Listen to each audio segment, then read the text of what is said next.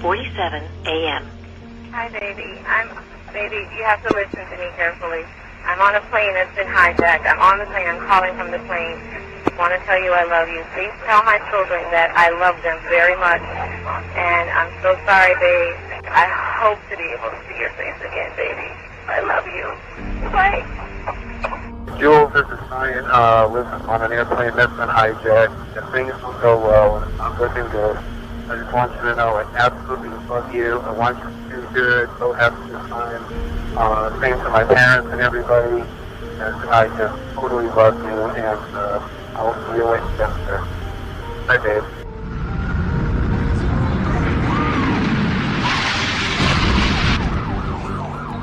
What are those people going to do?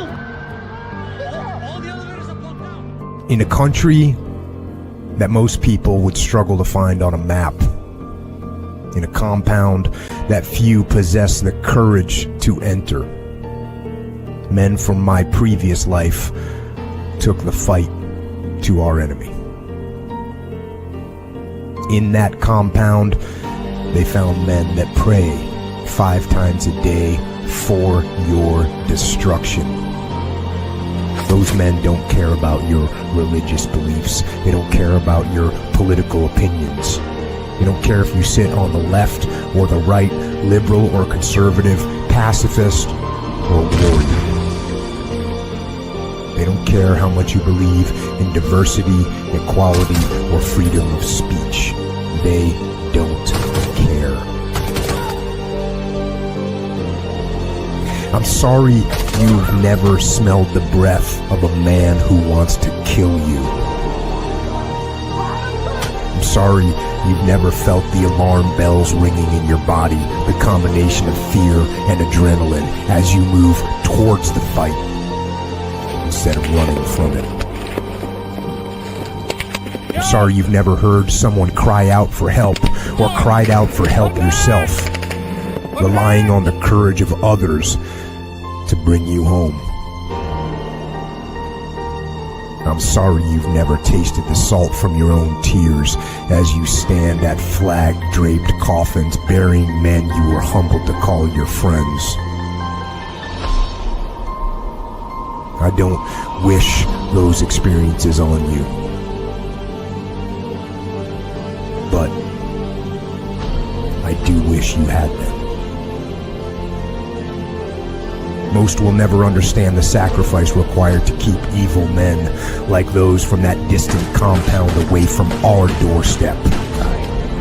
But it would not hurt you to try and understand. It would not hurt you to take a moment to respect the sacrifices that others make on your behalf, whether they share your opinions or not. It would not hurt you to take a moment to think of the relentless drain on family, friends, and loved ones that are left behind, sometimes for weeks, sometimes for months, sometimes for years, sometimes forever.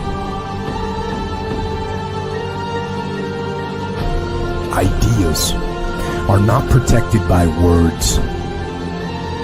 Paper and ink may outline the foundation and principles of this nation, but it is blood, only blood, that protects it. In that dusty compound, a man you have never met gave everything he had so that you have the freedom to think, speak, and act however you choose. He went there for all of us, whether you loved or hated what he stood for. He went there to preserve the opportunity and privilege to believe, to be, and to become what we want. You have the choice every day as to which category you want to be in which direction you want to move. You have that choice because the best among us, the best we ever had to offer, fought and bled and died for it. Don't ever forget that. All right. Good evening, ladies and gentlemen. Welcome to SITREP. Back with Alpha again. Seems like it's been a year based on where we're at tonight compared to this morning. So much has changed. Oh my God. It's what, 8 hours? Yeah. Excuse me. Yes. Yeah, a lot has changed in Adapt? improvise and overcome. Improvise, adapt, and overcome. Improvise, adapt, and overcome, baby. Wow. So a lot's changed, and we're going to get into some of that stuff tonight because it's stuff we got to talk about, man. Me and Alpha, we were talking about some cool things that were happening, and now those non-cool things are happening. And go ahead. There's 2 videos, and I'll leave it up to you. It's been a long time since we played them, but I was like, dang, they are very relevant right now with what's going on, especially with the change in current that we had from this morning to now. And I was like, it's like I said, it's up to you if you want to play them. But I was thinking about, and I downloaded both of them, so we have good audio quality with them. But I was thinking about rocking the Ghost in the Machine 1 and Ghost in the Machine 2. I'm down. Let's do it. Before we get into that, though, let's go ahead and check out our sponsors for tonight's show. And first up, we've got our friends over at Mushroom Vibe. Hey there, Earthlings. I'm here on the streets of New York to tell you about something that's literally out of this world. You know, traveling between dimensions really takes it out of you. But I've found the perfect solution. My Shroom Vibe can now be your Shroom Vibe. Elevate your frequency. Get microdose capsules, gummies, and chocolate bars at myshroomvibe.com. Use code BADLANDS for 10% off your order. Trust me, galaxy hopping demands balance, and ours comes from Mother Nature. Organic, not synthetic. It's the real deal. Psy Lee, if you know what I mean. Check it out. Your frequency will thank you. Visit myshroomvibe.com. Organic goodness, not synthetic. Use code BADLANDS. All right, mushroomvibe.com. Promo code Badlands. And then Father's Day is coming up in about, what do we got? About a week and a half. 9 days. Alpha's counting them down. And let's check out our fine friends over at Manly Cans. What is that? This is a smoking hot Manly can. We got the Crawdads Classic 3-pepper gourmet hot sauce, the sweet and spicy pickles. Oh yeah, the ghost pepper peanuts. Go ahead, have a handful. Ghosts aren't even real, dude. Yeah, I love these cans. Kids got it for me for Father's Day. Yeah, I'm just gonna use your bathroom real quick. Yeah, Bathroom dude. stuff, you know.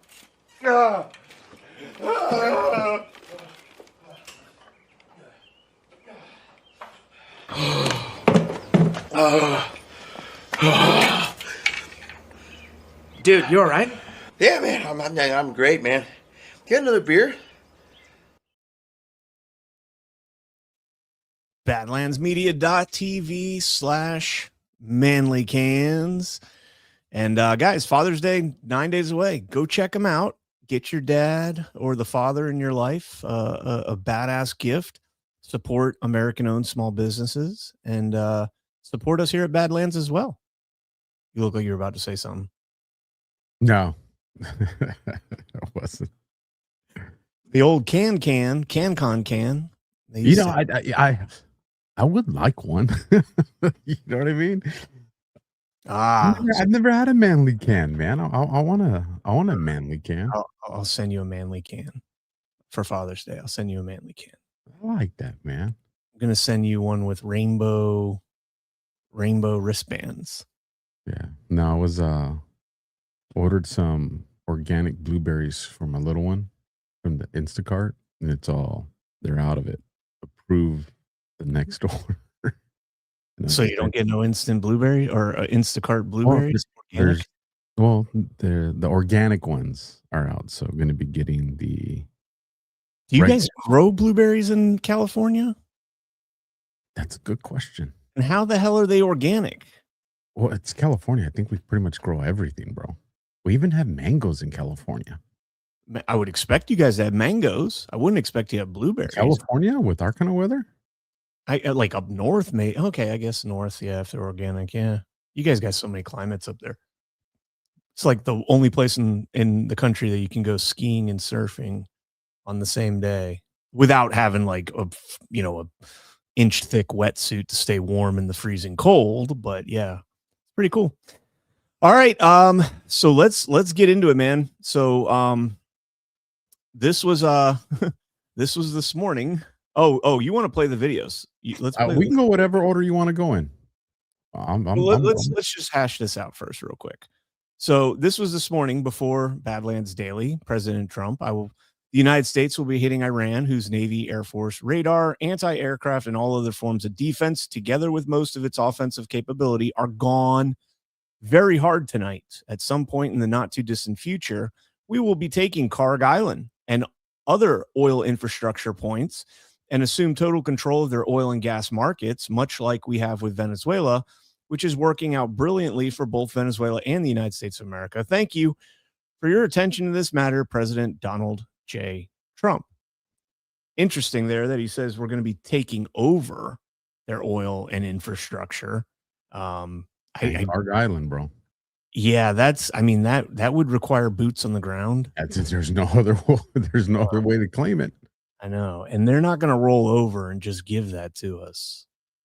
Like that's kind of scary, but have no fear.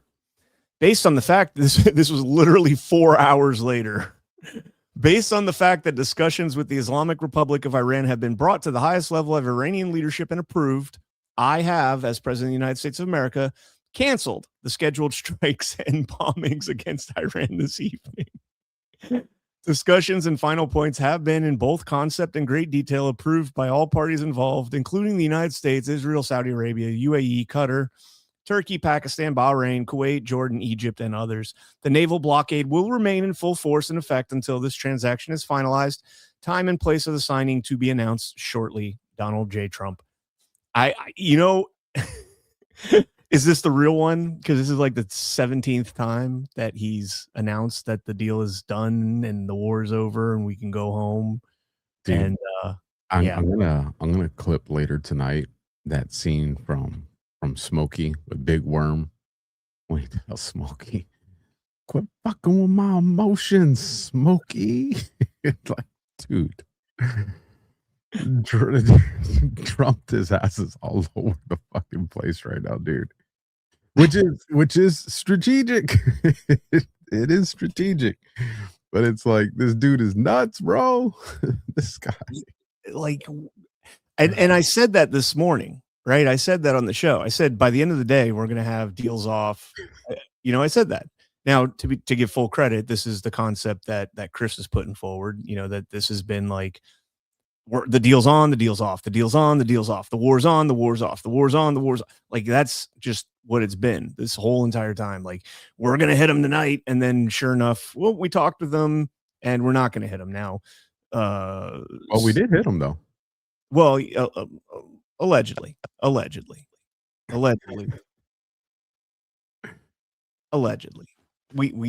hit them really hard, really hard.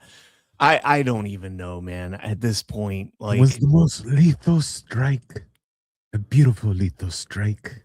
do you think he's doing this to try and show how absolutely unaware the mainstream media actually is? No, you don't think so? Because I mean, they've got it. They like the mainstream media has to have no effing clue what the fuck is going on right now. Yeah, he accomplished that in his first term, and he accomplished the lack of competence of mainstream media in his first term. He does make it hard for them to steady a narrative, right? And that's very important, because here's the thing: if people are confused, that means they also haven't bought into a narrative. Like, for instance, you have the extreme, like the woke right guys, like the Jews, right? it don't matter what Trump does, you know, and like I said, most of them are probably operatives anyways. But no matter what happens, any move Trump makes, it's for Israel. It's for the you know, the Zionist takeover of the world, and that's it. Nothing else matters, and that's the narrative. So that's irrelevant. And if you go to the extreme woke left, you know what I mean. The two extremes are irrelevant, but for the vast majority of people that lie in the middle, that are kind of like, well, this and that means they haven't put themselves hooked into a narrative. And that's important. If people are willing, you know, if you're willing to kind of flow and go with things, it's like that, you know, you go to the bowling alley and you got the bumpers, you know, the woke left and the woke right are the gutters, and what Trump's doing is he's the bumpers. He's gonna have us all over that damn lane, but we're not going into the gutters.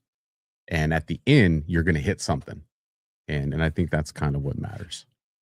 It reminds me. So this reminds me of hold on right here. My brother just sent me a picture of 2 cobras flying over. Where is that? Kind of blurry, but I'll do my best. See if you guys can kind of see them. Yeah, but that's in California. Yeah, they go to Palm Springs Airport. Yeah, they're training out there. So this whole thing reminds me of this scene from Corky Romano after he just like got in a fight over a bag of cocaine with a canine dog and inhaled the whole thing. Special treat, kids. We have a real live FBI man here to talk to us about what it's like to be a federal agent.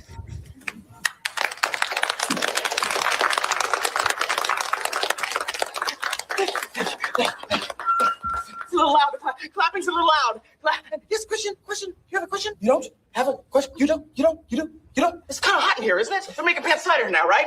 I don't know, because I don't wear jeans. Yes, question. I should buy a boat. Don't you think? No. Question. God, I gotta just.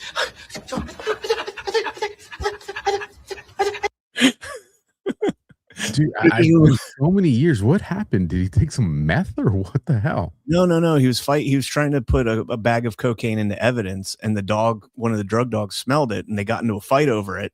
And he was pulling it away, and the bag blew open. God, and I don't remember that. I just remember like all the coke. I remember the movie just being hilarious, bro. Oh, I don't remember that part. Movie. Such a fun movie. He what was the Night at the Roxbury's? Oh, that was a great one with Will Ferrell. Yeah. What is love? Yeah. Baby, don't hurt me. When he's gonna get married to that freaking crazy one, and he's got the don't do that. Don't do that. He's just so I mean, all right, let's play the clips, man, because that's we're fully engulfed in. They told us this is what they were gonna do, and here we are. So I labeled them 1 and 2. So obviously we can rock 1 first.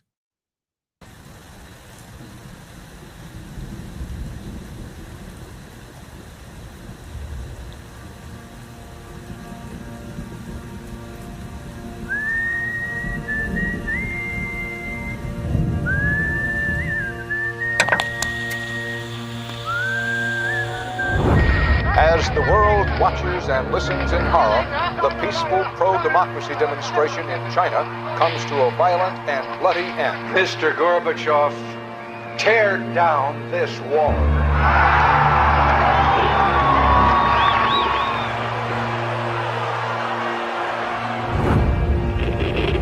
Wolves hiding nearby, whispering do or die around me.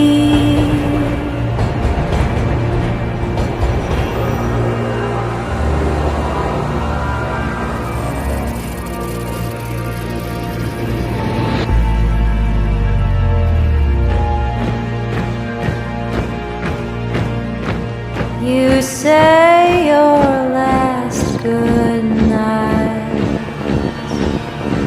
while I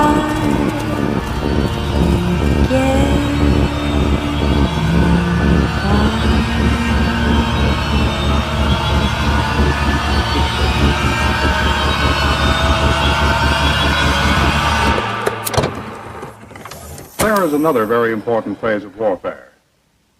It has as its target not the body, but the mind of the enemy. The target of psychological warfare is against the enemy's mind. It is words and ideas. The ammunition used by Psyop.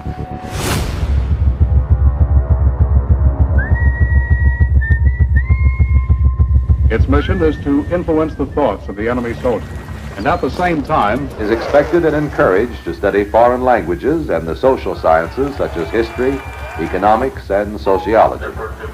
He must have a broad and sympathetic understanding of all phases of human experience. Gripping at my skin, the walls of night closing. But the use of this force as an integral part of combat has now taken on new form. As I wait to say my last goodbye.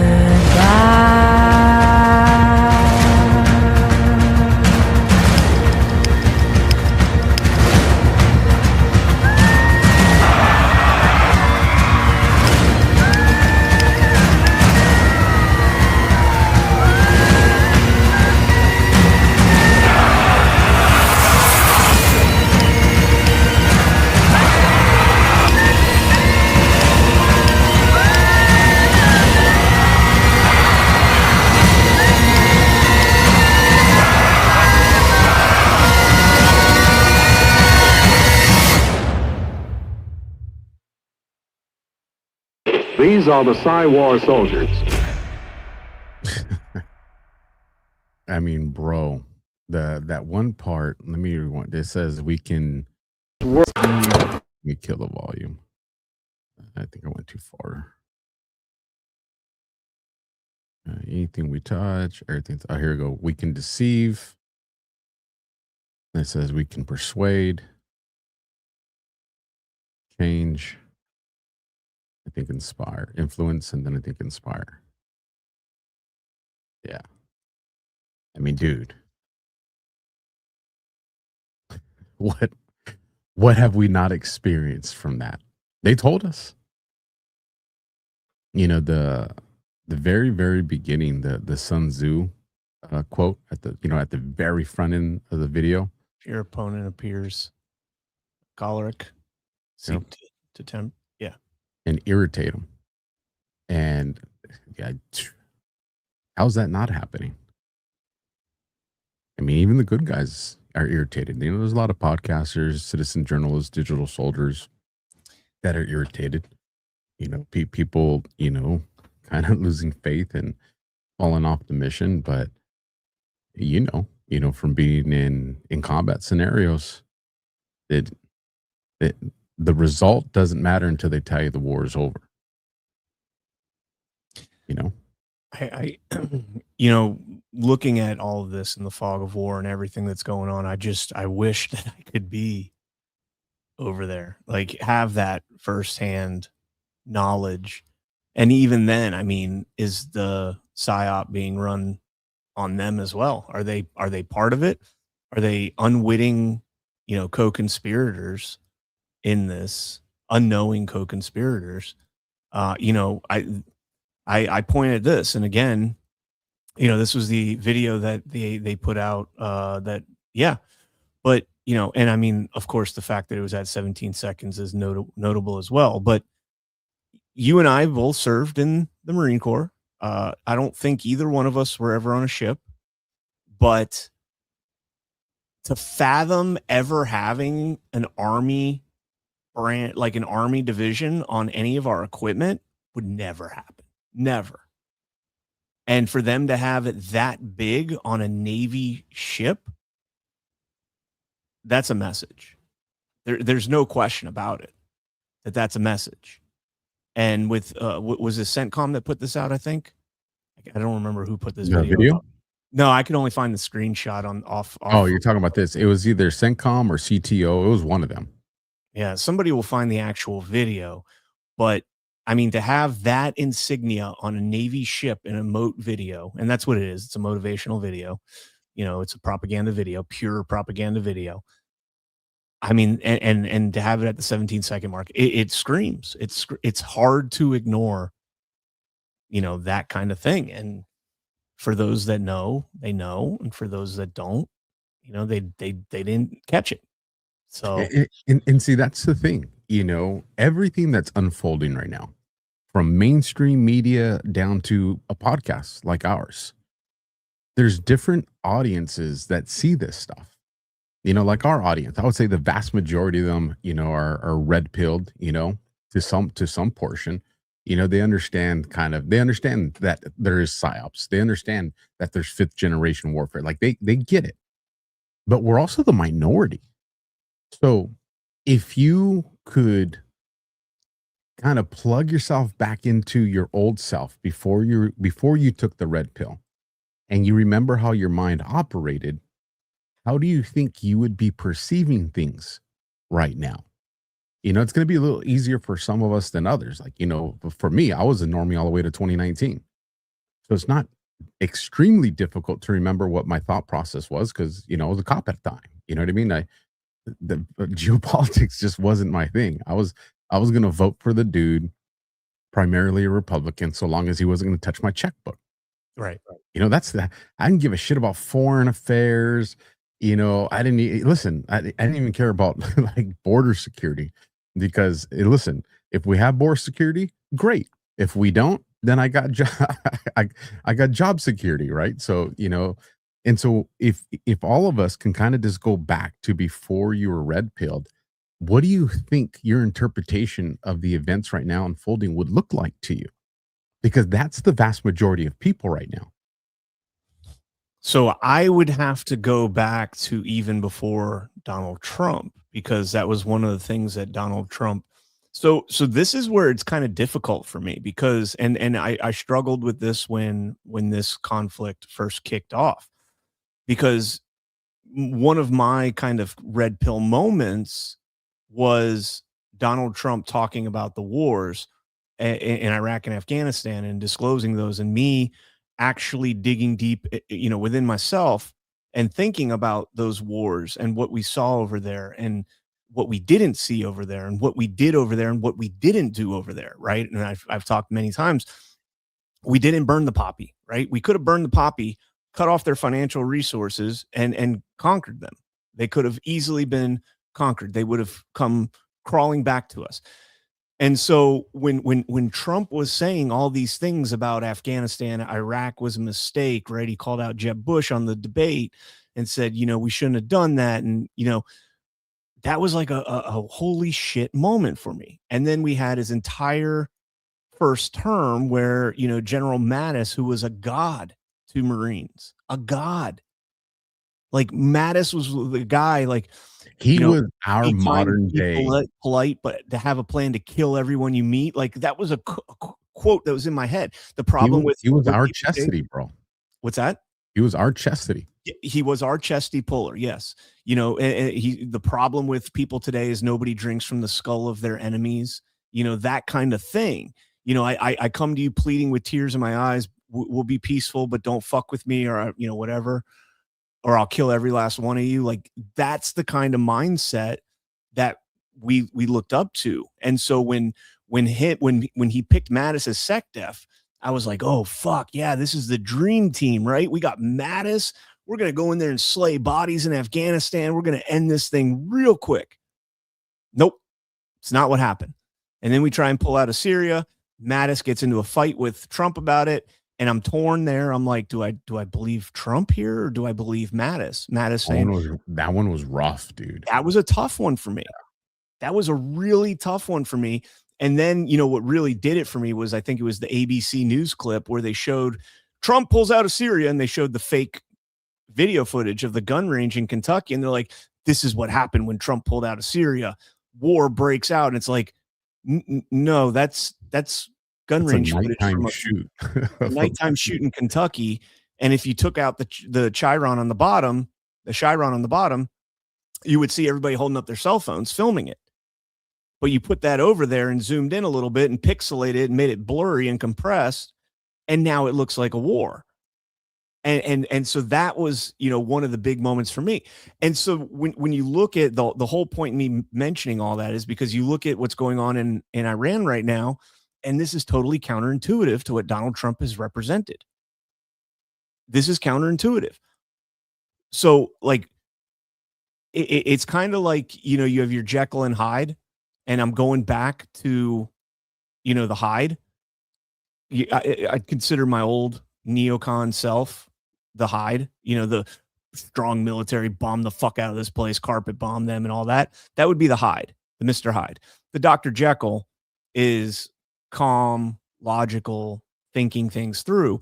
And Trump is playing off of both of those right now. Like on one hand, he's like, hey, we're going to bomb the shit out of them tonight. And we're like, the Jekyll is like, no, we don't need to do that. We don't need to do that. That could escalate, whatever. But the Hyde is like, yes, do it. And then he comes back. He's like, nah, they backed out. And so it's an emotional roller coaster with the old self and the new self. But I think at this point in the stage, for people like you and me, and probably most of our audience, we can see into the psyops. We can look into this and see this for what it really is. I'm trying to say this from the perspective of a normie who's on maybe the precipice, like the cusp of waking up, right? They're right there, almost there. And then this is kind of fucking with their mental state, if that makes sense to you. It does. And you know, when I was gonna look for something in the book, I wanted to read a definition real quick. I want to get it exact though. You remember where you were when they announced Obama, or, you know, it was during Obama's presidency, but Osama bin Laden. I was cleaning rifles. I was cleaning rifles in the armory in the Marine Corps. I was working overtime at Stagecoach, bro. Stagecoach, right? The vast majority of patriotic Americans, bro. In everything you just heard, everybody with their beers in the air. There were people were like, "You guys want beers?" You know what I mean? Like, it was that fired up. Everybody was like, "We got Osama bin Laden. We finally got him." Like, that was the atmosphere, and we know it's psyop, like psyop. So, but think about how America reacted, and so when you hear, you know, Soleimani's dead, or the IRG's taken out, or we got the Strait of Hormuz, or we got 200 million gallons, like, think about how that's resonating with the normies. You know, that is, it's, all these worlds exist, like all of them. And so I wanted to read the definition, and if you could buy me some time to find it. It was it's from the Fifth Generation Warfare book, but I wanted to go straight to, you know, the targeted groups. Here we go. Actually, there, I found it. So first one I'll read, given the fact that we did Ghost in the Machine, and we'll be doing the next one. So in session 1, psychological operations and psyop, guess what section it's under? Just guess, bro. Just guess.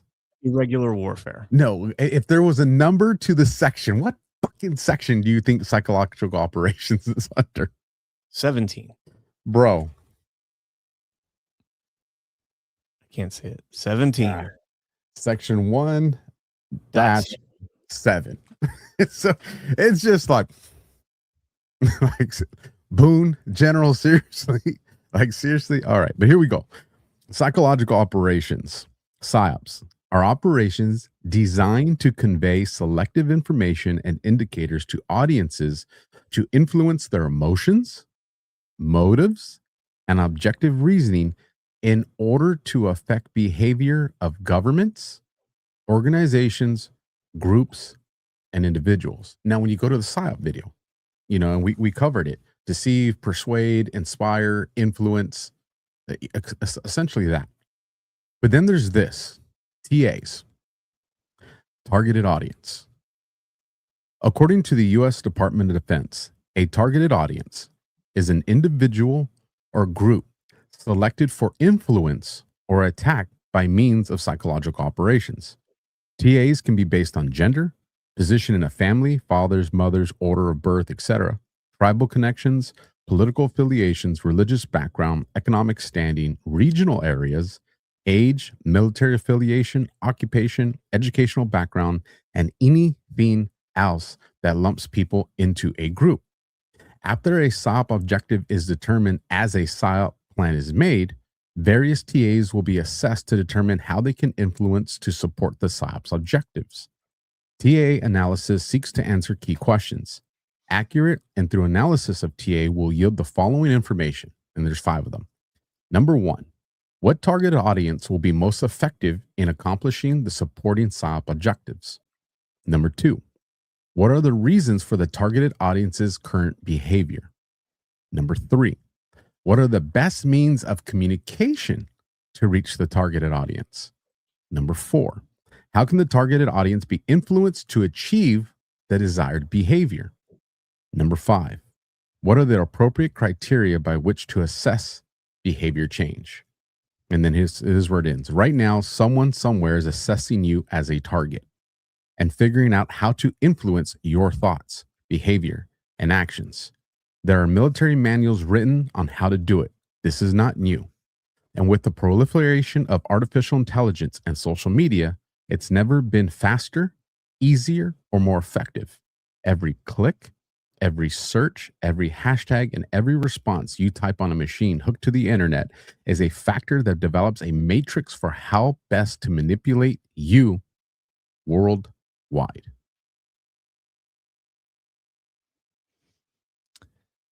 Trump said it, man. The PSYOPs have been run against the people for decades now.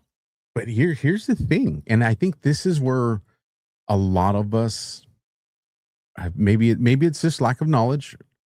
Some situations, I think it's laziness. We're very quick to identify a PSYOP. We're very quick, but we struggle to identify the objective of the PSYOP. And I think if we can mature as a community to just stop being like, oh, that's a PSYOP. Oh, that's a PSYOP. Be like, yeah, that's a PSYOP. What's the objective? And who was the targeted audience of this PSYOP?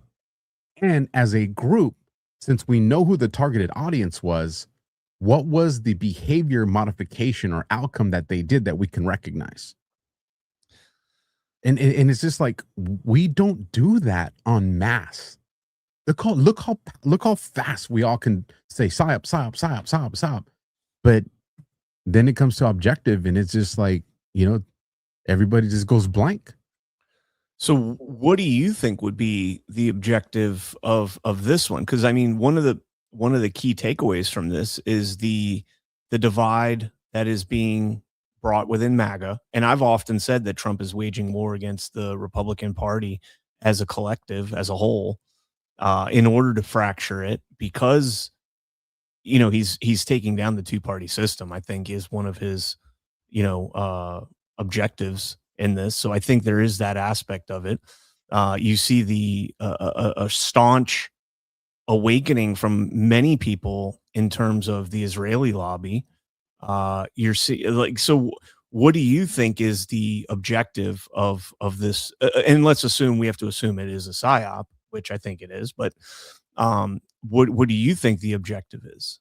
What I have found easier for me, I'm only speaking for me, I have found it easier to identify the targeted group or the targeted audience, the TA or the TG. I've found it easier to identify that first, and then that kind of helps me figure out the objective to what you're talking about. So just for me, and I'm not saying that this is how everybody should do it, it's just I have found it easier that once I recognize the PSYOP, it's easier to identify the TA. And then once I identify the TA, it kind of makes it easier for me to figure out the objective. So given the thing, like, for example, what's going on right now with Iran, is the targeted audience in this people who are red-pilled and awake? No. This is the crazy part.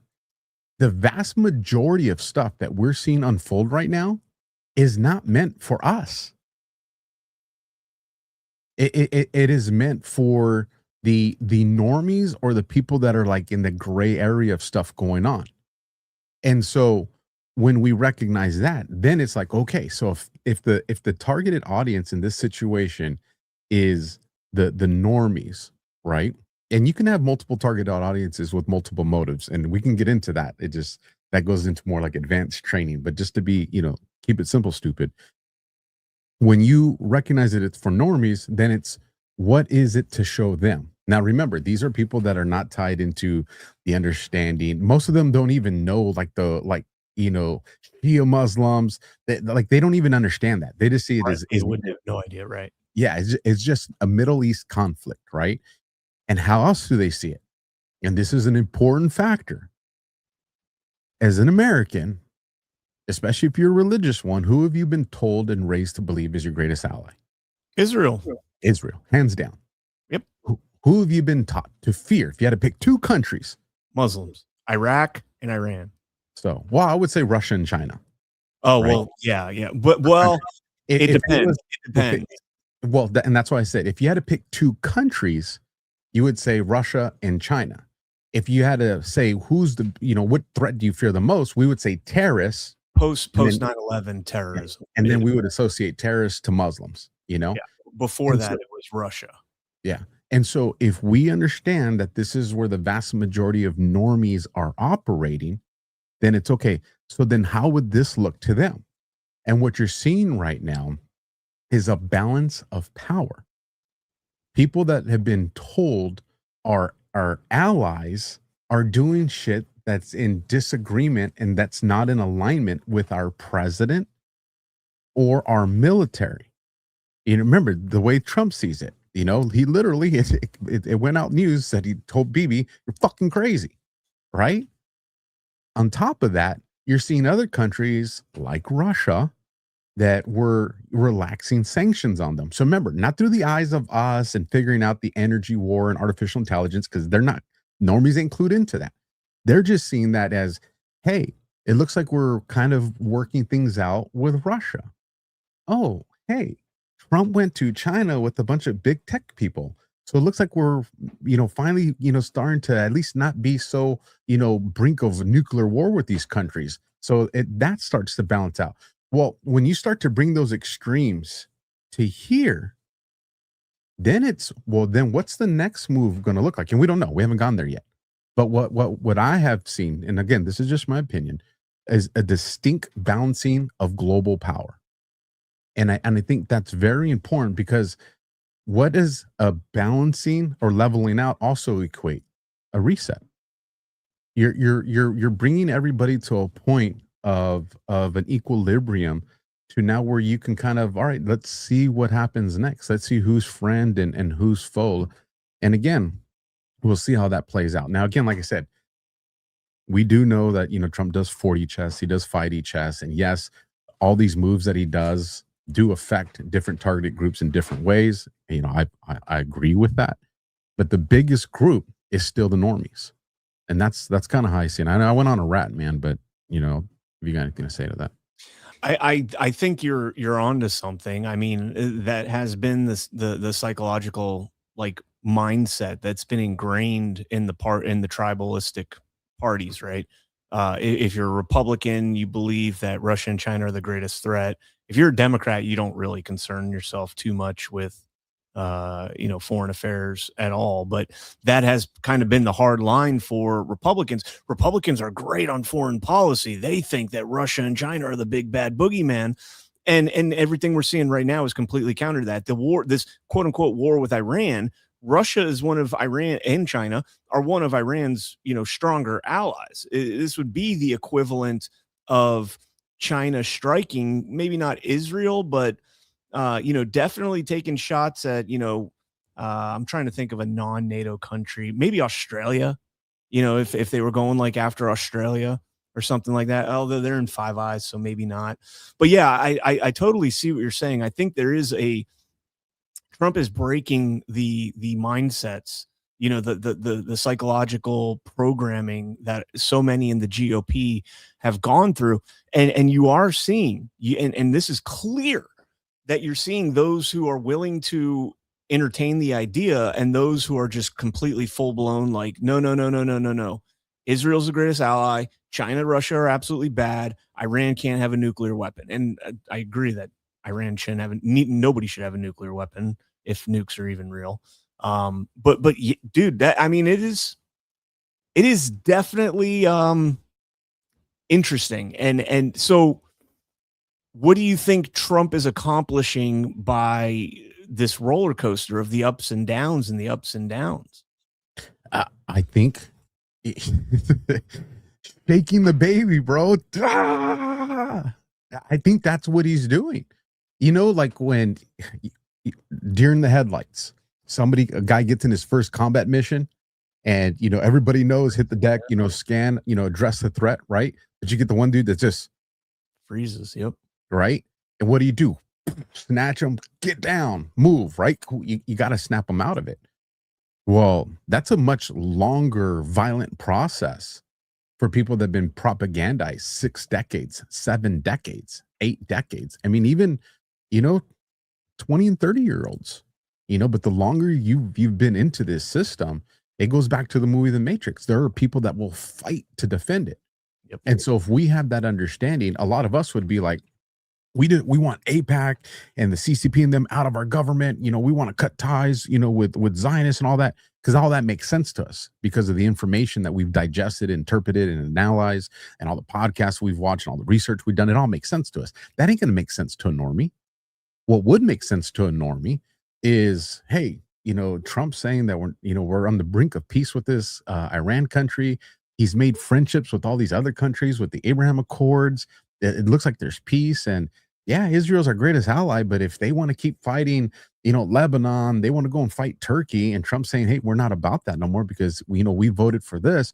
And I can see that we're going to cut ties with them. That's something that they can swallow. It makes sense.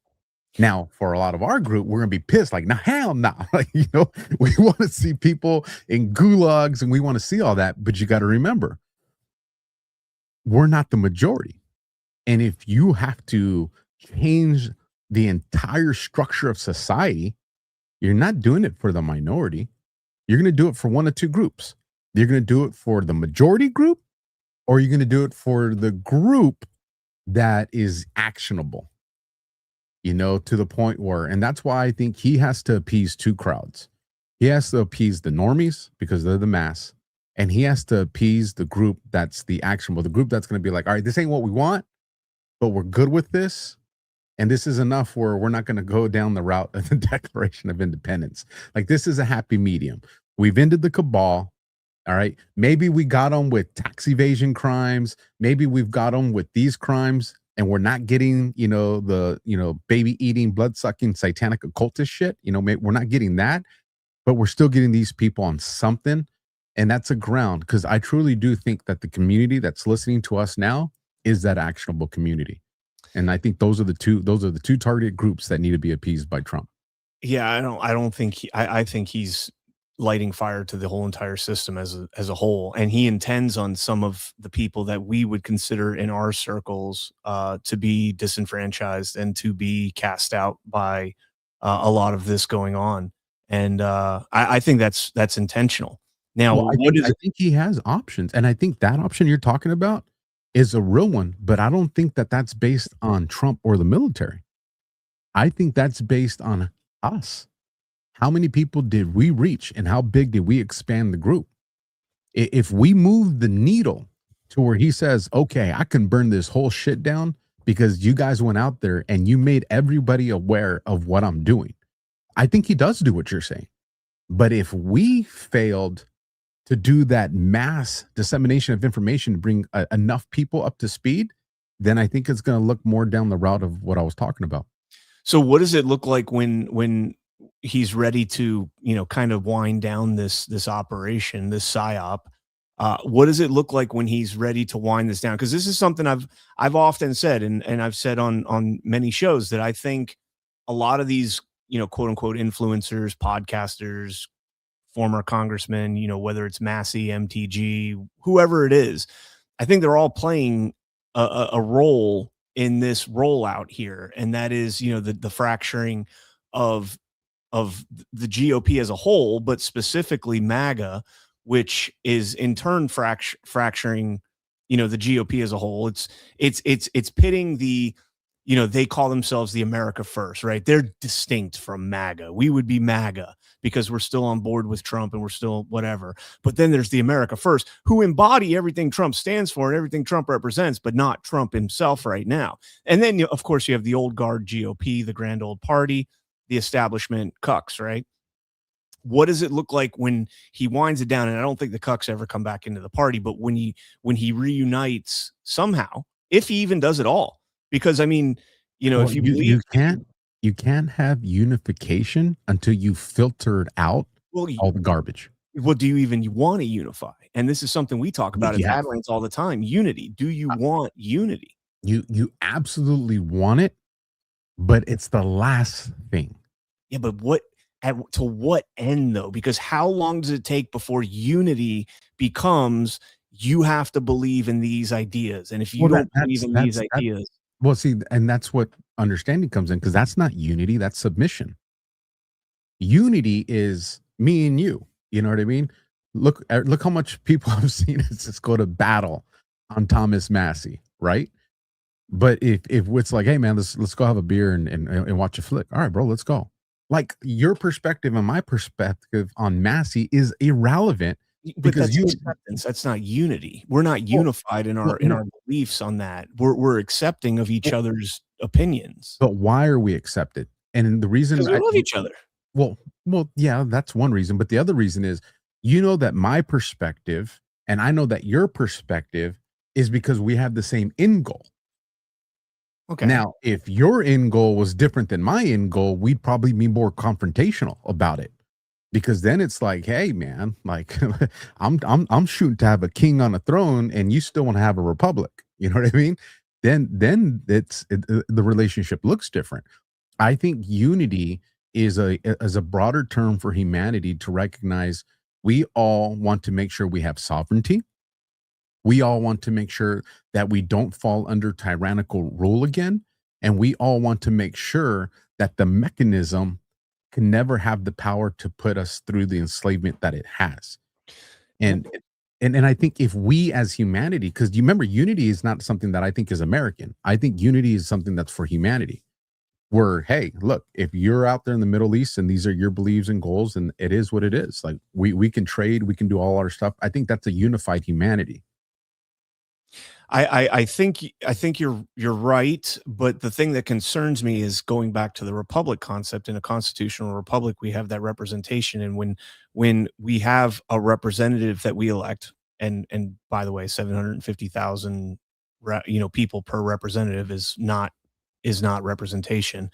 But when it gets to that point, though, and think of this outside of the individual sovereign citizen, individual level, and think of this as the representation that we have in the republic. They are all going to get together, and on a much smaller scale, 435 versus allegedly 330 million, 435 people getting together to make their decisions. That's where the unity becomes toxic, because in order to get our agenda, we have to accept their agenda and their agenda and their agenda, and they have to accept our agenda. And we put all these agendas together, and then it turns into a battle of who can we get, allied. And this is the bicameral system right here. This is the agendas. The agendas are the result of decades, if not centuries, of political warfare, fakeness, right? Agreed. If we go back to the intentions of our Constitution, like for instance, and this is hindsight's always 2020. If I get brought in, or when I get brought in to be a part of training police officers in the academy, the first thing we're going to do is that big old freaking penal code book. The first thing we're going to do is go through that and remove every single law cops shouldn't be worried about.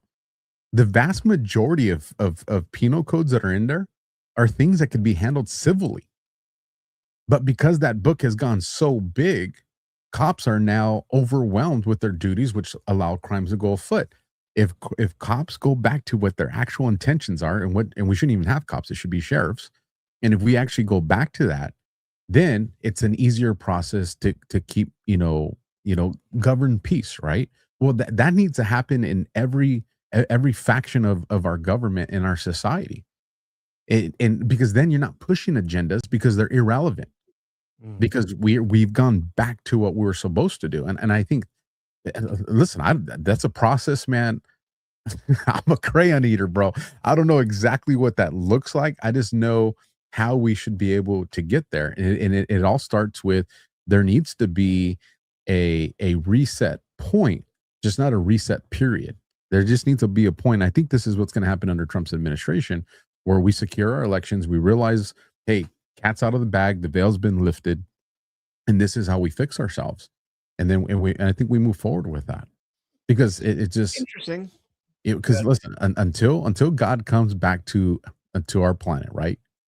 Evil's always going to exist here, and you have to have some type of governance to make sure that evil can't regroup and try again. And at some point, no matter how good you are and how transparent you are, at some point, evil is going to have regrouped itself. And we just got to hope as humanity that by the time it regroups, that we've also become stronger and smarter and more efficient at taking them down. Then I think that's what Trump, all this confusion, I think that's what it's about.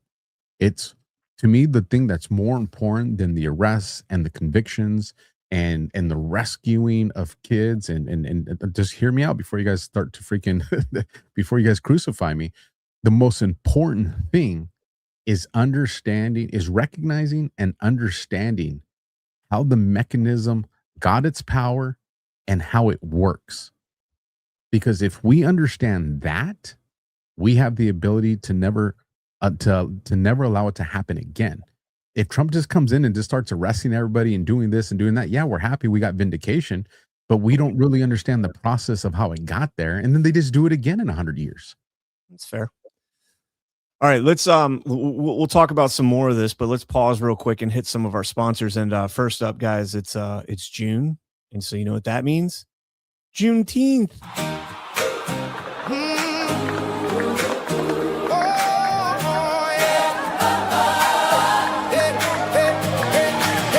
He changed his shirt 3 times before he left. Tried on a smile that didn't. Everybody saves. Everybody. Even me. Especially you. You mean I just have to use a promo code to get the discount? BB truly is an idiot.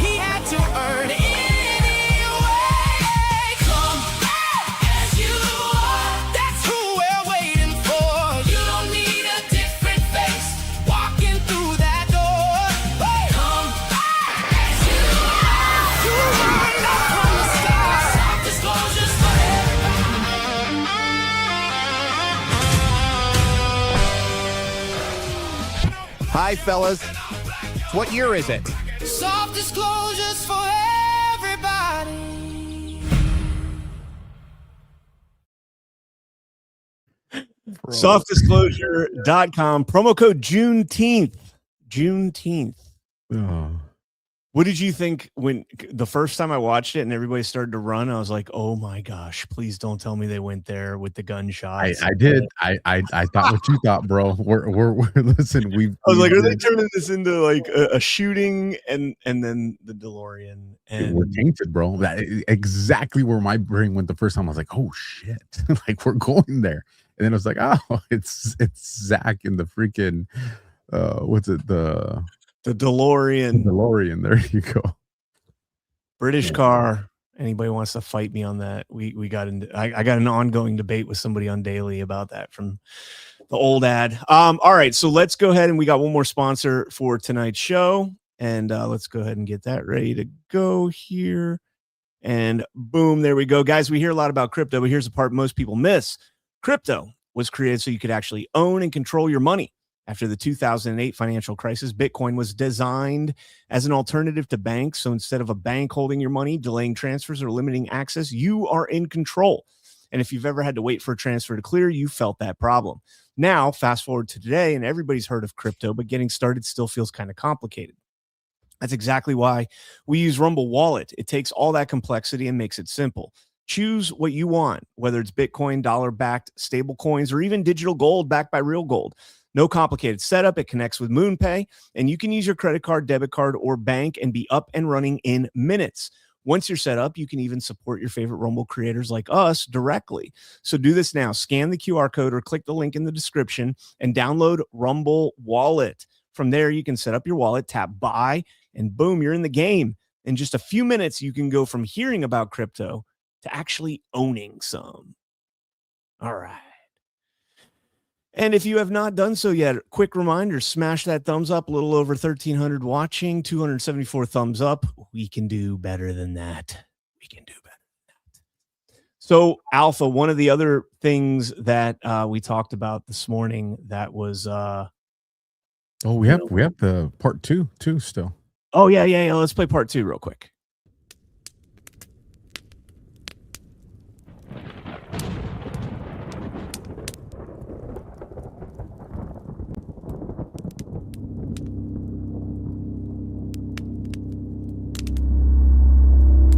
There are many people in the world who really don't understand. Freedom has many difficulties, but we have never had to put a wall up to keep our people in. Freedom is indivisible. And when one man is enslaved, all are not free.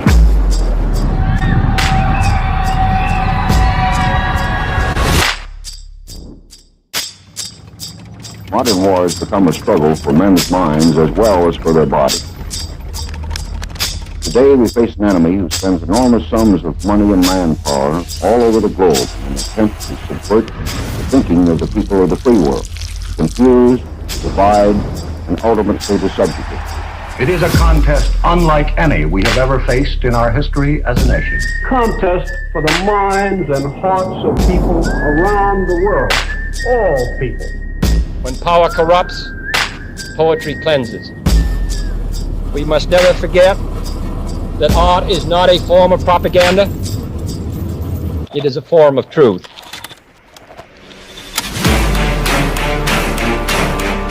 Psychologists find that control of emotions can be gained by understanding the stimulus-response pattern. Many everyday things become associated with these primary stimuli, partly by a process called conditioning.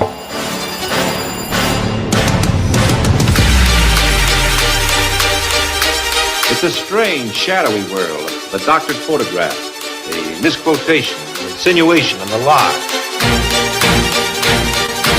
I think of fire in connection with emotion. Cars, effects.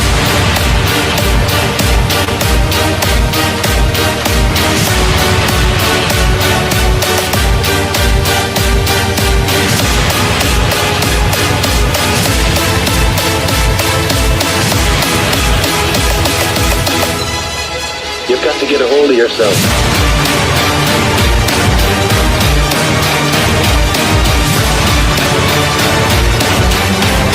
We have to work together. You have to help.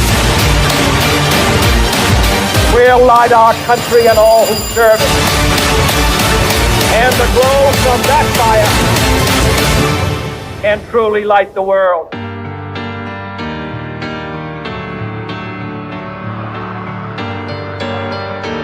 Yes, in modern warfare, our military leaders are finding that words and ideas are highly effective weapons. I mean, they finished it.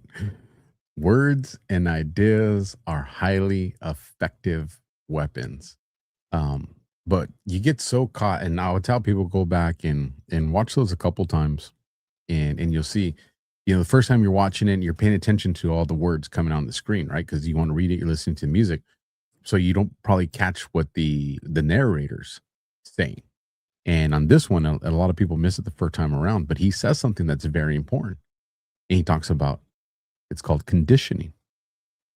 And man, I mean, we've spent a large portion of this show talking about how society and humanity's been conditioned. You got to break it. You got to break it. I agree. Whether it's, the conditioned on our allegiances to foreign countries, whether it's our allegiances to a bi-party system, two-party system, whatever the case might be. Yeah. The funny thing is when you think of an army group like the 4th Psyops group, right?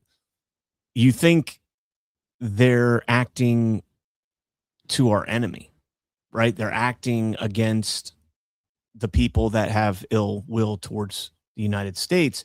What you don't think of is how they're acting on us, which is very, very gray area. I know it's a slippery slope, because and this goes into, and it's been a while since we talked about it, the Smith Modernization Act. Yep. And I remember telling you that there was only two things. Why didn't Trump get rid of it in his first term? Now, granted, Congress has to do it, but he pushes it. He puts the ball in motion, right? Massey tried to. And he's not the only one. So did Corey Mills. So if you're going to say Massey's good for that, that means you're saying Corey Mills is good for that. Just putting that out there. But I was like, why didn't he drive to make this happen? And there's only 2 reasons, man. I know. And one is because he didn't know about it, right? And I'm not buying that one. No. And the second one is because he was going to use it.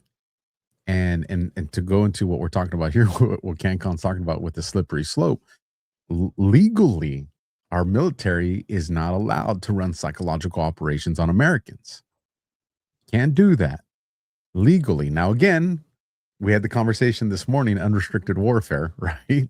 So there's that. But optically, you have to make it seem like you're abiding by the Constitution and not operating in unrestricted warfare.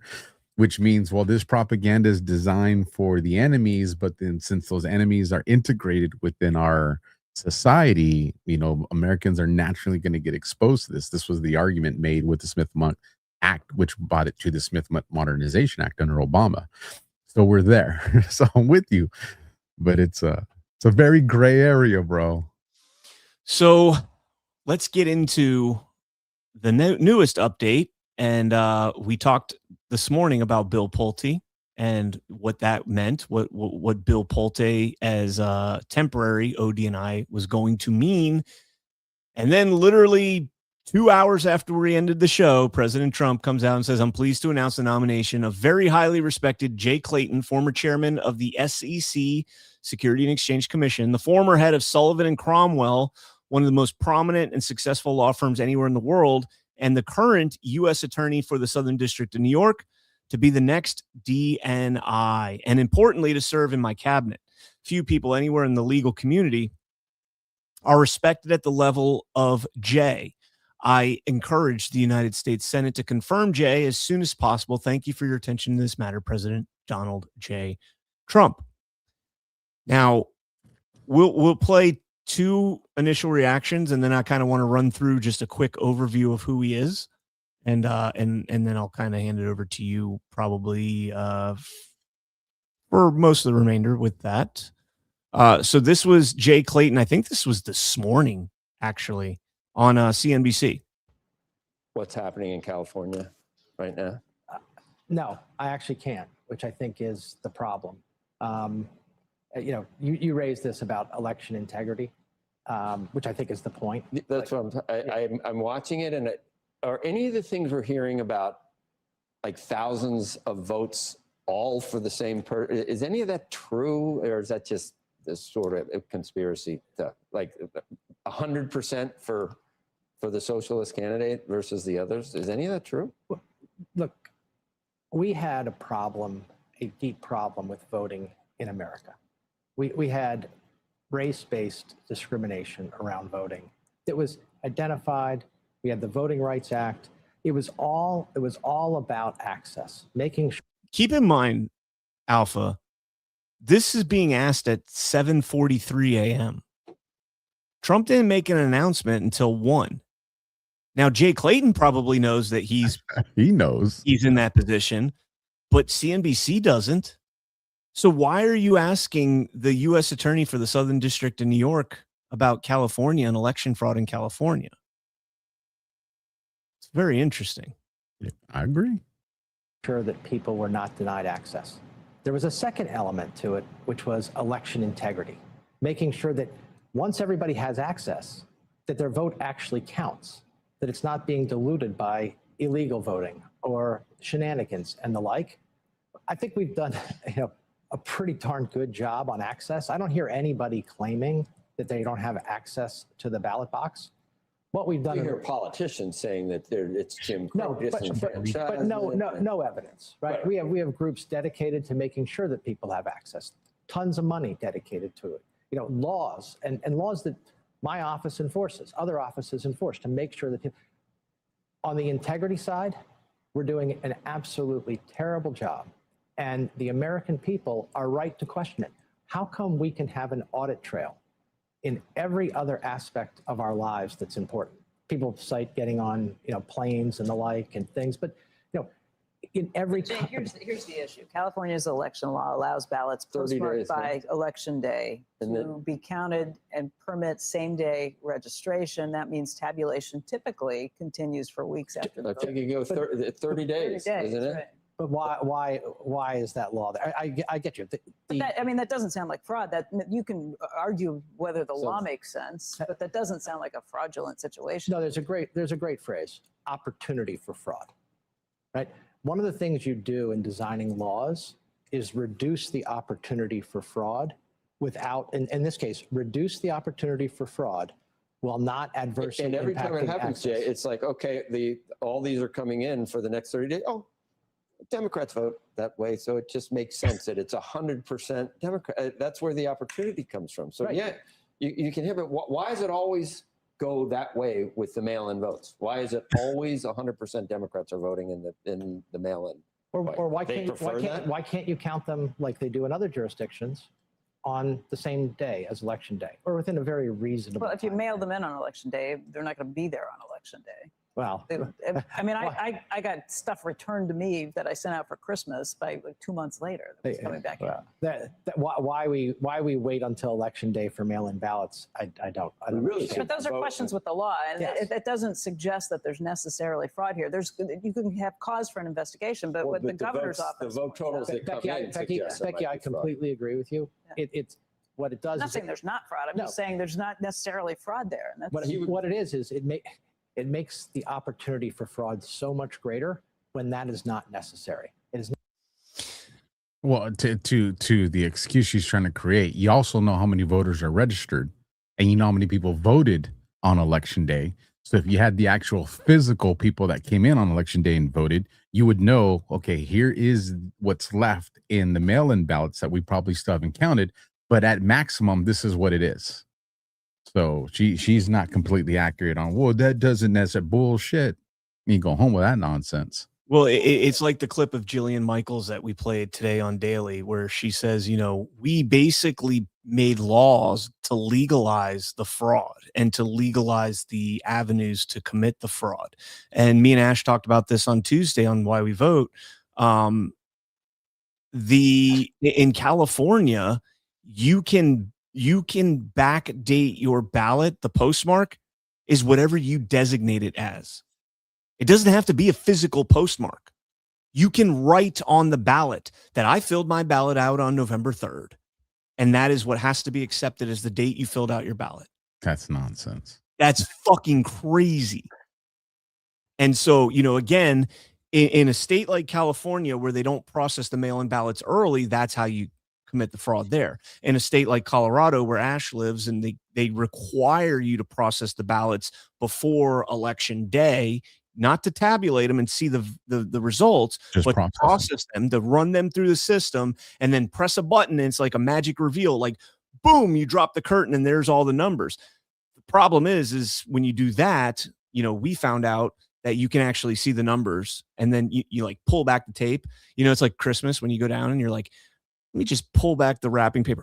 Oh, that's what I got for Christmas. And then you put it back in place and you make it look a little bit. That's exactly what they do, or what they can do. They put those little circles and things, the cutouts in the ballot envelopes. What the fuck is that for? That's exactly what it's for. Because once you go and you fold it, it lets you know exactly who that person voted for. And I mean, you have Gavin Newsom. that signed the law literally a week before the primaries. I know. It's just like he's like, hey, so we might be cheating here in a couple of days. That's the good on Jay Clayton. He's literally out there talking about this, and we saw DNI Gabbard and her involvement in Fulton County, her involvement in Maricopa County, her involvement in Puerto Rico. We know that there's been special government employees working for DNI in that capacity, investigating election fraud and all that. So that is a positive thing to hear Jay Clayton talking about that. Let's talk about the negative side. This was Bannon today. Clayton was a senior, I think he was senior partner on the managing committee of Sullivan and Cromwell. Sullivan and Cromwell is one of the most prominent law firms in the world.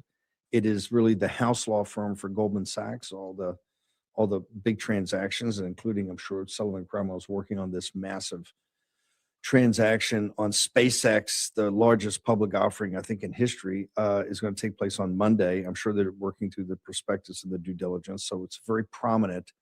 So Jay Clayton would have had tons of experience there, and also in the Southern District of New York. Jay Clayton was not confirmed for the Southern District. He had to be appointed by federal judges because of the whole blue slip fiasco, but he is head of Southern District, the most powerful U.S. Attorney's Office, and one of the most, I would say, right below the Attorney General of the United States, Southern District of New York. The head of that is probably the second most powerful government lawyer on the prosecution side going. Jay Clayton was also in-house counsel, left Sullivan and Cromwell to be in-house counsel for Alibaba on their public offering. That's going to be a little controversial because Alibaba at the time had Jack Ma, and Jack Ma is an agent, a Chinese agent. He was the founder, chairman, before he kind of got moved out by the CCP. And I think Alibaba's just been named associated with the military asset of the Chinese Communist Party. Anyway, it's a little hair on that. That'll have to be answered. But Jay Clayton from Sullivan and Cromwell, the firm of, wait for it, John Foster Dulles. That's not globalist. That's the daddy of globalism. John Foster Dulles was also the senior partner at Sullivan and Cromwell after World War II. We're going to take a short commercial. And of course, John Foster Dulles is the brother of one Allen Dulles, the father of the CIA as we know it. One of the most popular people in Operation Gladio. Yeah. So let's jump into all of it, dude. All of it. So let's jump into Jay Clayton's background here for a second. Before we do that, one of the interesting things is when Pulte was announced as the temporary ODNI, Trump came out like, this guy's temporary. He's only here temporarily. We saw astronomical pushback.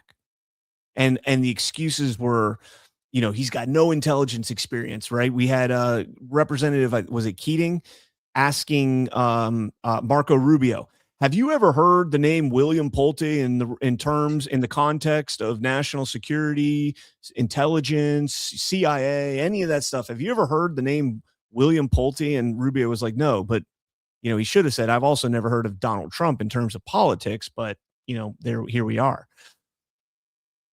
Jay Clayton is in the same boat. He has no intelligence experience on paper whatsoever. And they're like already scheduling his confirmation hearing. They're like, yes, let's push this through. Thun's all sunshine and rainbows right now. We can get this done really fast. Yeah. And that's concerning to me. Oh, that's concerning. But before we get into Jay Clayton's background, we did catch something pretty interesting. Did you hear the leak about Pulte and Gabbard? I did not. So allegedly, Pulte went to Gabbard when he was appointed. I want to say it was like late May. I don't know the exact date. But Pulte went to Gabbard and was like, hey, you're out. I'm in. And like when Gabbard said she was staying on until the end of June, maybe that wasn't the case. And it seems like there's reporting here that, Pulte actually went and took over right away. And so he might have actually been acting in that capacity, I've said that Bill Pulte. You heard what Trump said today, right? He did provide an update. No, what did he say? He says, he's still going to be acting while we get all this figured out. He goes, because there's still some stuff I want him to do. Right. Okay. Which I think is probably the terminations. So that's what I'm playing. Well, it could be more than that. I think. Well, yeah, but I mean, he's at least publicly stated that part. Yeah, I think this is going to be like a quick query, quickly find out some of those. I think there's a lot to do with the FHFA, the mortgages and all that stuff. But so, anyways, I thought that was kind of interesting that perhaps Pulte was actually in this role, or at least working alongside Gabbard in that capacity for quite some time. But more than what we thought. Juneteenth was supposed to be the day that he took over. So. All right, Jay Clayton, surface level from Wikipedia, graduated from UPenn with a bachelor's degree in engineering, went on to the University of Cambridge with a bachelor's degree in economics, and then went to UPenn Law School. Isn't that Trump's alma mater? He went to Wharton, but he was at UPenn. Wharton, isn't Wharton part of UPenn? No idea. I'm pretty sure it is, right? It's the Wharton School of Business at the University of Pennsylvania. Somebody in the chat, correct me if I'm wrong on that. He worked for Sullivan & Cromwell for over 20 years. In January of 2017, Trump nominated Clayton to the Security and Exchange Commission. He resigned in December 2020, worked on for Apollo Global Management, and rejoined Sullivan & Cromwell when he got out.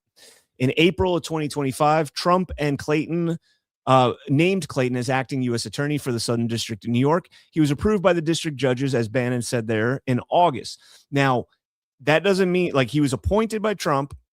The Democrats, pulled the blue slip and they're like, we're not going to approve him. The judges all got together, unlike they did for Halligan in New Jersey. The judges were like, yeah, we're going to go ahead and stick with this guy. And so they nominated him and kind of usurped the Senate's confirmation process. Clayton's father was a lieutenant in the U.S. Army, did a tour of duty in Vietnam, became an executive at the Hershey Company. Interesting. Clayton received the Thorne Award to study over in the UK. That's how he went to Cambridge. Worked for Sullivan & Cromwell, where he remained as late as 2017. He was involved in mergers and acquisitions, market offerings, and regulatory proceedings.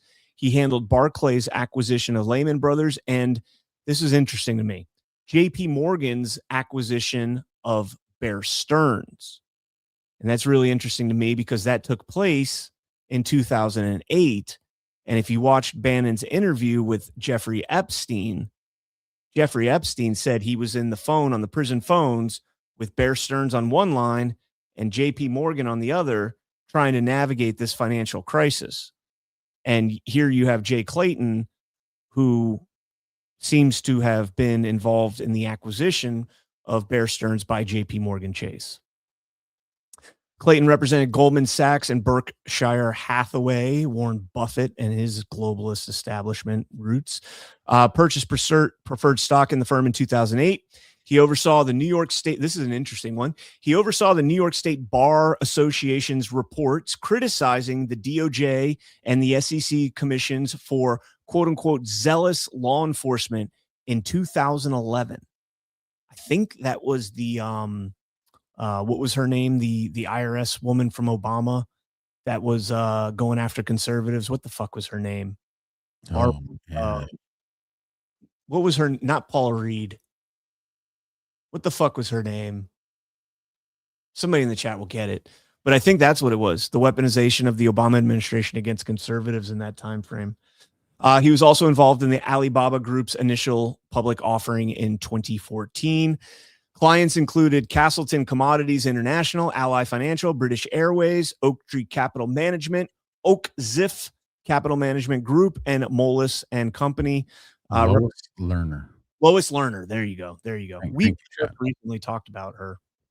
What's up? I was saying, thank you, chat. Yes, thank you, chat. I don't know where Barbara Reed came into my mind. He represented SoftBank, the Weinstein Company, and Reid Hoffman, co-founder of LinkedIn. Interesting. And William Urbe, the founder of Aquin Financial Corporation, represented Pershing Square Capital Management, Paul Tudor Jones, and Valiant Pharmaceuticals International. worked on several deals for Telia Sonera, a Swedish telecom company that dealt business with Russia and Iran. In 2017, his biography was removed from Sullivan and Cromwell's website. Senator Elizabeth Warren and Bernie Sanders used his nomination to accuse Trump of not working against large financial firms. Clayton stop me at any time if you want to comment on something, dude, by the way. No, go ahead. Clayton has expressed concern with the decline in the number of U.S. public companies and has also been outspoken on securities law issues related to the distributed ledger technology, cryptocurrencies, and initial coin offerings. Several high-profile prosecutions occurred during Clayton's tenure. Then Representative Chris Collins in 2018 and Senator Richard Burr and Eastman Kodak Company in 2020. On June 19th of 2020, Bill Barr announced that President Trump would nominate Clayton to replace Jeffrey Berman as U.S. Attorney for the Southern District of New York. Clayton was not selected, and instead Audrey Strauss was installed. Clayton resigned in December 23rd of 2020. I love this one. G-Money's got to be rolling over this. One of his final actions as the SEC before resigning was to sue Ripple Labs, challenging the legality of trading cryptocurrency XRP as an unregistered security, which the company called, quote, a parting shot. After he left the government in February 2021, he joined Apollo Management, appointed Clayton to the newly created role of lead independent director on its board. He also rejoined Sullivan Cromwell as senior policy advisor and counsel. In 2024, Clayton joined the CFGI as an independent member of its board of directors. The CFGI is the corporate finance group out of Boston, and it is the portfolio company of the Carlyle Group. I'm telling you, there's a lot of red flags in this guy's perspective. Portfolio. Yeah, well, yeah, sure. He was a member of the board of directors at American Express from 2022 to 2025, stepping down as he assumed the role of Southern District U.S. Attorney in Southern District in New York. And he was an advisor to Fireblocks, the Israel-based cryptocurrency firm, and One River. Clayton signed the U.S. indictment against Venezuela's Nicolas Maduro. Very interesting. In February 2026, Clayton announced a new initiative where companies can avoid criminal charges if they self-report fraud or financial misconduct affecting market integrity. Clayton donated to Obama and Romney's presidential campaigns. In 2015, he donated to Jeb Bush's 2016 presidential campaign. And that is the overview on Jay Clayton. Well, here's some major ones that are recent that the wiki didn't cover. And he is very familiar with RICO. Very familiar. As a matter of fact, he ran RICO case. This was back in December and February. He ran a RICO case against the leader of the Tren de Aragua group, Nino Guerrero, 38 count. And it shows you there's some other RICO cases that he went against, but that one specifically, Tren de Aragua, is really important because if he ran RICO against the leader of Tren de Aragua, and we know that Tren de Aragua is operating in our country, in different cities, that means he's also going to be aware of the factual evidence surrounding those things. Who funded them? Who did he operate with? How did he get in here? Were there NGOs involved with that? Were there politicians that were involved with that? He's going to have working knowledge of that since he headed that RICO case. And then again, SDNY, that is the place where they're housing the famous laptop. We talked about this a little bit before the show, Anthony Weiner laptop. And that's a big deal. So we'll see. And here's the thing. Red flags. I can definitely get on board with that. But I also try to say, keep the perspective open that if you are someone who subscribes to the idea that we have been running a covert military operation for quite some time, that means we would have put people in these positions to develop that information for the purposes of then putting them into positions of power like this to, accomplish said investigations. It's called undercover work. If that's the case. I mean, I'm on actions. His actions is what his actions now that he's going to be in that position is what's going to let us know if he's part of the, uniparty establishment, or whether, oh, this dude was working for us the whole damn time. I don't know if he's been working the whole damn time, but I mean, you look at Scott Bessent, and he's got ties to Open Societies Foundation, and he's been nothing but favorable thus far. So, sometimes you're not going to get the experience exactly or in position to have these kind of positions unless you work unless you've been in the system. I agree. I'm just pointing out the obvious. There are the JP Morgan Chase and Bear Stearns connection is interesting. The Goldman Sachs connection is interesting. The Carlyle Group, CFGI, Alibaba, like Bannon said, we just declared Alibaba like an asset of the Chinese military, or, whatever the case might be. There's a lot of interesting things here. And then he comes out, and before he's even nominated by President Trump, he says this totally base thing about the elections out in California on CNBC. We'll see, man. And that's why I'm saying is, should we ignore those things? Fuck no. But I'm not ready to ring the panic alarm yet, because no. But the hardest thing to ignore is what I talked about to start that segment. That Bill Pulte, no intelligence experience. No, he's the devil. Get him away. And then this guy, they're like, same thing, but come on, let's get this confirmation done. And we don't even let's just do an I vote. I. Thune's response is textbook for what you're saying right there. Thune on Pulte, well, Trump knows he's gonna have a hard time getting them through. We'll see. Thune on this guy, we can get this done right now. Like, let's just call a meeting. It's crazy, bro. It is crazy. So for DNI, they'll do a public confirmation hearing where we can watch it and actually see the Dog and Pony Show, the Kabuki Theater. And then they do a closed door one where, the people with the very high clearances can go in there and ask questions. And that's the real one. But we get the Kabuki Theater one where the Democrats go out and be Democrats and the Republicans go out and be Republicans. And we're supposed to just root on the Republican side of it. It's so fucking retarded, but we'll see what happens. All right, smash that thumb if you have not done so. Got a few rants to get through, and then we'll get you out of here. J-Law Bronco, vote hard. And then a YouTube link. We'll play that, and we'll play the other one. Thomas Times also, good evening, fellas. New Y-Chromes movie coming out. Survival with a soldier and a dog, and then the trailer. We'll play those two as outros, guys. J-Law Bronco, Zach in play. Is that Zach in play? Instead of Kid in play, Zach in play.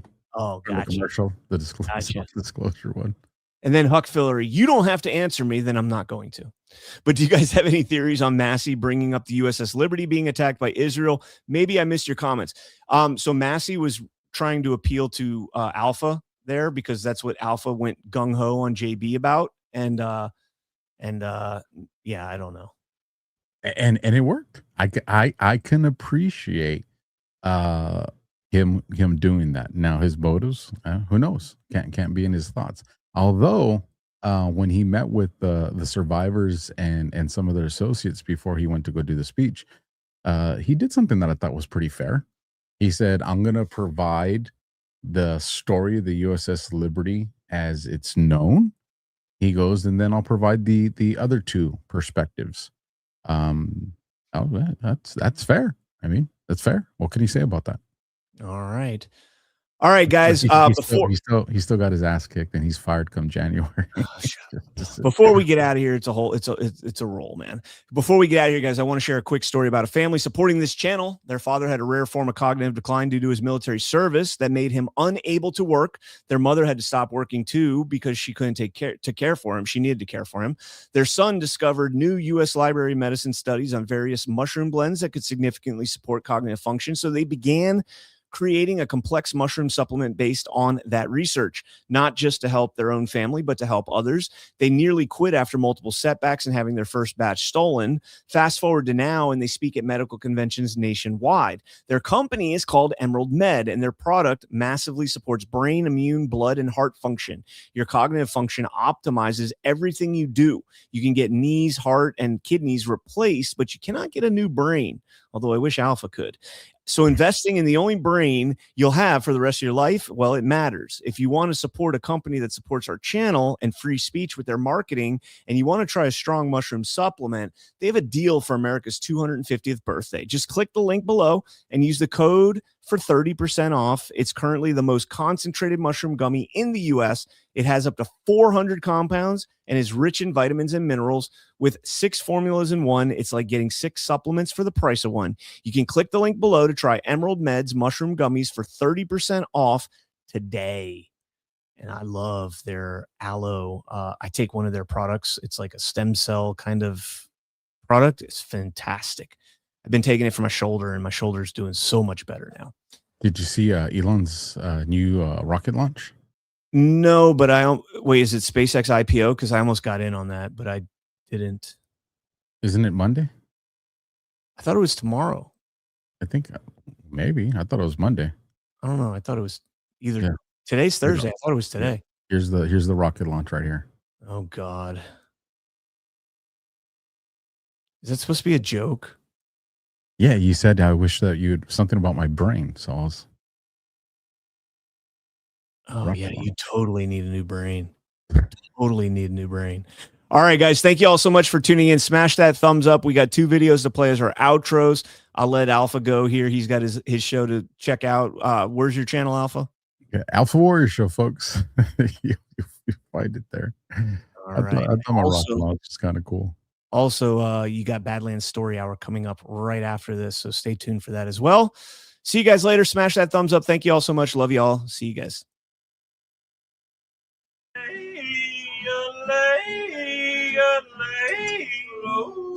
Dewey, will you cut out that racket? I'm trying to feed your child. How am I supposed to make it as a famous musician?